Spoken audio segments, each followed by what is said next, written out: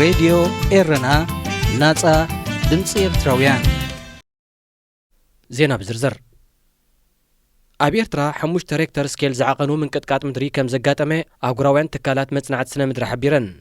እቲ ትማሊ 13 መስከረም ሰዓት 8:50 ናይ ምሸት ዘጋጠመ ምንቅጥቃጥ ምድሪ ካብ ወደባይት ከተማ ባጽዕ 39 ኪሎ ሜትር ንደቡብ ኣብ ዝርከብ ከባቢታት ዝተበገሰ ምዃኑ እዩ ተሓቢሩ።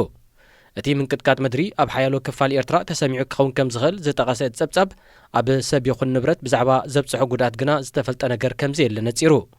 መንግስቲ ኤርትራ ኣብ ዘካይዶ ዳህሳስ ጥራዩ ክፍለጥ ዝከኣል ዝበላተን ትካላት እቲ ምንቅጥቃጥ ምድሪ ከቢድ ጉድኣት ከውርድ ይኽእል እዩ ዝብል እምነት ግና ከም ዘይብለን ኣሚተን።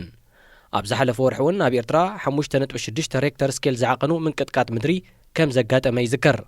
ኣብዚ ዝሓለፈ ሒደት ኣዋርሕ ኣብ ዞባ ቀይሕ ባሕርን ቀርኒ ኣፍሪቃን ተደጋጋሚ ምንቅጥቃጥ ምድሪ ይኽሰት እኳ እንተሎ ኣብ ሰብን ንብረትን ዕንወት ኣየውረደን። ምስቲ ብጀነራል ዓብደልፈታሕ አልቡርሃን ዝምራሕ ሉኣላዊ ቤት ምኽሪ ሱዳን ኣብ ምስሓብ ጸንሐ ፍሉይ ወኪል ዋና ጸሓፊ ሕቡራት ሃገራት ኣብ ሱዳን ቮልከር ፐርትስ ቦለንቱ ካብ መዝነቱ ተኣልዩ። ቮልከር ፐርትስ ብ13 መስከረም ዝተጋብአ ፍሉይ ዋዕላ ቤት ምኽሪ ጸጥታ ሕቡራት ሃገራት ጸብጻቡ ድሕሪ ምቕራብዩ ካብ መዝነቱ ተኣልዩ። ኣቐዲሙ ተወኪል ሕቡራት ሃገራት ካብ ስልጣኑ ክእለ ክጽውዕ ጸንሐ ጀነራል አልቡርሃን ኣብ ጉዳይ ሱዳን ዝተጋብአ ፍሉይ ዋዕላ ቤት ምኽሪ ጸጥታ ጸብጻብ ከየቕርቡን ከጠንቅቕ ጸኒሑ። ጀነራል አልቡርሃን ነቲ ላዕለዋይ በዓል ስልጣን ሕቡራት ሃገራት ወገናዊ ብምባል እዩ ዝነቕፎ። እቲ ወኪል ኣብ ሱዳን ኣብ ጸንሐሉ ኣብ ልዕሊ ወተሃደራውያን መራሕቲ ተሪር ነቐፌታ ክቐርብን ብተኽእሎ ገበናት ኣንጻር ሰብኣውነት ክኸሶምን መጽንሑ ይፍለጥ። ካብ 2021 ናትሒዙ ኣብ ሱዳን ዝተመደበ ፍሉይ ወኪል ዋና ጸሓፊ ሕቡራት ሃገራት ካብ መዝነቱ ቅድሚ ምስንባቱ ካብ 7 ግንቦት ክሳብ 20 ነሓሴ ኣብ ሱዳን ዝነበረ ምዕባለታት ብዝምልከት ንቤት ምኽሪ ጸጥታ ጸብጻብ ኣቕሪቡ።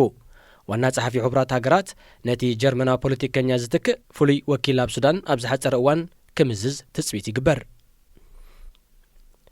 ካብ ወደብ ላሙ ናይ ኬንያ ተበጊሱ ንኢትዮጵያን ደቡብ ሱዳንን ዘተኣሳስር ኣስታት 3000 ኪሎ ሜትር ዝርጋሕ መንገዲ ባቡር ካብ 2025 ናትሒዙ ከነጽ ከም ጅምር ተገሊጹ።